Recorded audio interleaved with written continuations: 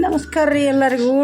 ಇವತ್ತು ಜವಾರಿ ಊಟದೊಳಗೆ ಹಸಿಮೆಣ್ಸಿಕಾಯಿ ಖಾರ ಹಾಕಿ ಈ ಚೂಡ ಮಾಡಾಕತ್ತೀನಿ ರೀ. ಅದ್ರ ಸಲುವಾಗಿ ಮೆಣಸಿಕಾಯಿ ಮತ್ತು ಬೆಳ್ಳುಳ್ಳಿ ಎರಡೂ ಮಿಕ್ಸಿ ಒಳಗೆ ಹಾಕಿ ಒಂದು ಸ್ವಲ್ಪ ಪೇಸ್ಟ್ ಮಾಡ್ಕೊಂಡೇನಿ ರೀ.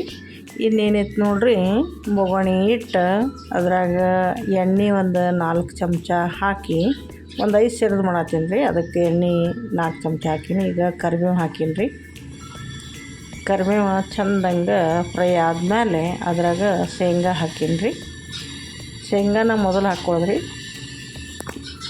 ಅದು ಚಂದ ಕುರುಕುರು ಅನ್ನುವಂಗೆ ಹುರಿದ ಮೇಲೆ ಏನು ಕೆಂಪಾಗುತ್ತಾನ ಕುರುಕುರು ಅನ್ನೋ ತನ ಹುರಿತ್ರೆ ಅದಕ್ಕೆ ಈ ಹಸಿಮೆಣ್ಸಿಕಾಯಿ ಚಟ್ನಿ, ಬೆಳ್ಳುಳ್ಳಿ ಮತ್ತು ಮೆಣ್ಸಿಕಾಯಿ ಎರಡು ಕೂಡಿಸಿ ಪೇಸ್ಟ್ ಮಾಡೀನಿ ನೋಡಿರಿ, ಅದು ಹಾಕೀನಿ ರೀ.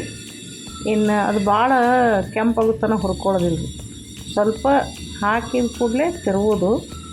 ಒಂದಿಷ್ಟು ಉಪ್ಪು ಹಾಕೋದ್ರಿ, ಯಾಕಂದ್ರೆ ಹಸಿಮೆಣ್ಸಿಕಾಯಿ ಖಾರ ಇರೋದ್ರಿಂದ ಉಪ್ಪು ಹಾಕಿದ್ರೆ ಅದಕ್ಕೆ ಸ್ವಾದ ತಗೋತೈತಿ. ಈಗ ಅರಿಶಿನ ಹಿಟ್ಟು ಹಾಕೀನಿ.